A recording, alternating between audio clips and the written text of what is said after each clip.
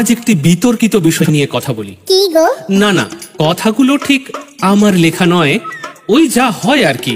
বাবা বা মা ছাড়াই অনাথ সন্তানের মতো ঘুরে বেড়াচ্ছে কথাগুলো বিভিন্ন সামাজিক মাধ্যমে। কেউ হাহা রিয়াক্ট দিচ্ছে, আবার কেউ লাভ। পাবলিক পুরো কনফিউজ। কথাগুলো প্রশ্ন তুলছে, এই যে নারী পুরুষের মধ্যে আকর্ষণ, সেটা কখনো একতরফা হতে পারে বা কখনো দুতরফা। নারীদের ক্ষেত্রে যেটা বেশিরভাগ সময়ই কন্ট্রোলড, পুরুষদের ক্ষেত্রে যেটা প্রায়শই আনকন্ট্রোলড।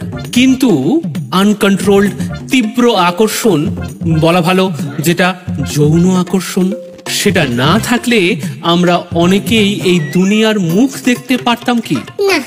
তো নারীদের বলি, বলো না, পুরুষের যৌন চাহিদাকে সম্মান করো। হ্যাঁ হ্যাঁ, ঠিকই শুনলে। পুরুষের তোমাদের প্রতি এই আকর্ষণ আছে বলেই তার কাছে তুমি এত স্পেশাল। আকর্ষণ আছে বলেই তুমি এত প্রায়োরিটি পাও। পুরুষের যৌন আকর্ষণ আছে বলেই তুমি রাস্তায় সেজে গুজে বের হও, মরণ দশা, যাতে পুরুষরা তোমায় দেখে মুগ্ধ হয়। হ্যাঁ, মাঝে মধ্যে অন্য নারীকে তোমার সৌন্দর্য, প্রতিপত্তি বা সফলতা দেখিয়ে জ্বালানোটাও উদ্দেশ্য থাকে ঠিকই, তবে তুমি মুখে অস্বীকার করলেও তোমার অবচেতন মন পুরুষের মুগ্ধতাই চায়।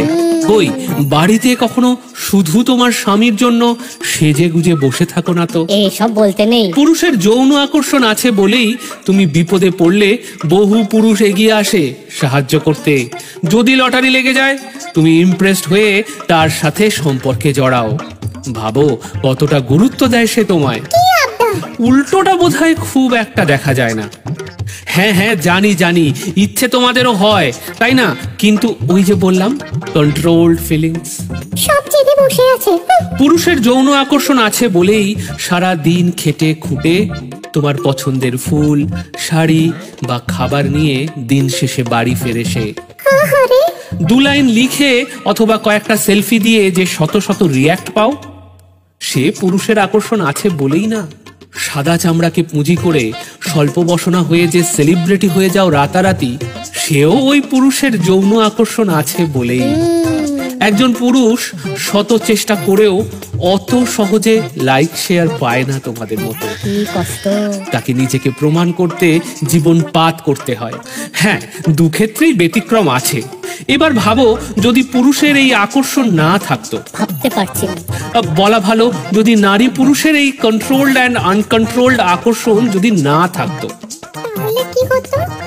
তাহলে হয়তো পুরুষ এতটাই ডমিনেটিং হতো যে নারী জাতিকে তথা মানব জাতিকে বিলুপ্ত করে দিতে পারত। আরে আকর্ষণ না থাকলে প্রতিটা পুরুষ হয়তো হয়ে যেত নারী বিদ্বেষী। ইনফ্যাক্ট এই প্রাণীকুল মানব সভ্যতা কিছুই হয়তো গড়ে উঠতো না এই পৃথিবীতে। তাই বলি, নারী পুরুষের এই আকর্ষণকে সম্মান করুন, পুরুষের আনকন্ট্রোলড এই যৌন আকর্ষণকেও সম্মান করুন। এটাই আমাদের বেসিক ইনস্টিংক্ট। হ্যাঁ জানি জানি, এখন অনেকেরই পক্ষে ও বিপক্ষে মতামত থাকবে, কমেন্ট করুন না, জানান আমাদের। পুরুষের আনকন্ট্রোল যৌন চাহিদা যেমন নারীকে সম্মান দিতে পারে, তেমনি তার সম্মান হানিরও কারণ হতে পারে। সমস্যার মূল শিক্ষায়, মানসিক গঠনে, বাচ্চাকে বড় করে তোলার মধ্যে। সবাই ভালো থাকুন, সুস্থ থাকুন।